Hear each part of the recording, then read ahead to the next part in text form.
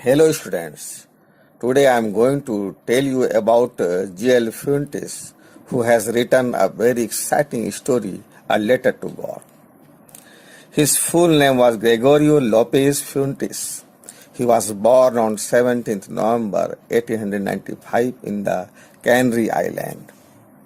He was a famous Mexican short story writer, novelist, poet, journalist, and leading recorder of the Mexican Revolution.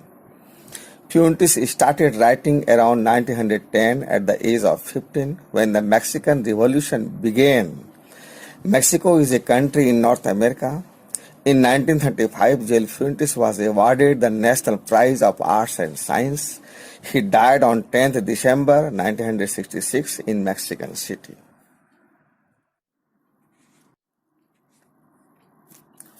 A Letter to God is a marvelous story depicting the unshakable, unflinching, and absolute faith of Lencho. He is a simple-hearted, hard-working, and God-fearing farmer. He writes a letter to God when his crops are totally destroyed, asking for 100 pesos. Peso is a currency of several Latin American countries where Spanish and Portuguese are spoken in South and Central America. Lencho was a farmer who lived on the peak of a low hill with his family. His was the only one house in the entire valley. His field was full of ripe corn and easily visible from the house. That always promised a good harvest. This time, Lencho needed only downpour, that means heavy rain or at least a shower, light rain, because he knew his field intimately. That's why he had done nothing else, but he was watching only the sky towards the northeast. Why he was watching towards the northeast? Because from the northeast the clouds come, and that means now it will start rain. When he saw the mountains of clouds, he said, "My dear woman, we are really going to get some water." His wife was preparing supper, that means evening meal. So she also replied, "Yes, God is willing so." The older boys of Lencho were very hardworking as Lencho was. They were working in the field, and the smaller sons of Lencho were playing near the house. Then the mother of children called to them all for the dinner, and it was during the meal that, just as Lencho had forecast, big drops of rain began to fall. In the northeast, huge mountains of clouds could be seen approaching. Here in this phrase, huge mountains of clouds, this is the figure of speech metaphor. Metaphor is that compares two things by transferring a feature of one thing to the other. Here in this phrase, huge mountains of clouds, hugeness of mountains is compared to the hugeness of clouds. This is a figure of speech used in the poem or in the prose. What is figure of speech? Figure of speech is an expression of language which indicates something different from its literal meaning, though related in some way to it. So, Lencho and his wife and sons were very happy. The air was very fresh. Fresh air means now it will start raining, and without any good reason, Lencho went out only to enjoy the pleasure of feeling the rain on his body. And when he returned, he exclaimed with joy, "These are not raindrops falling from the sky, they are new coins."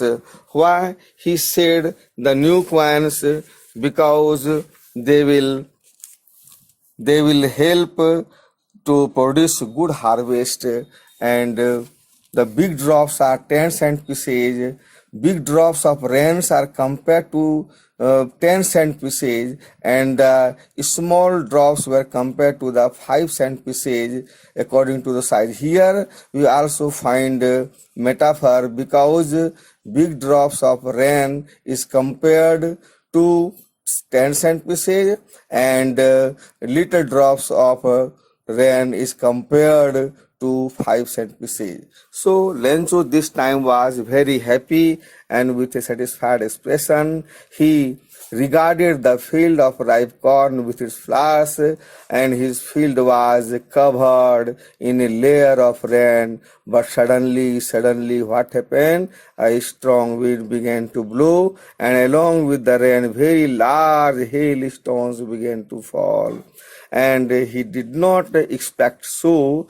And these truly did resemble new silver coins.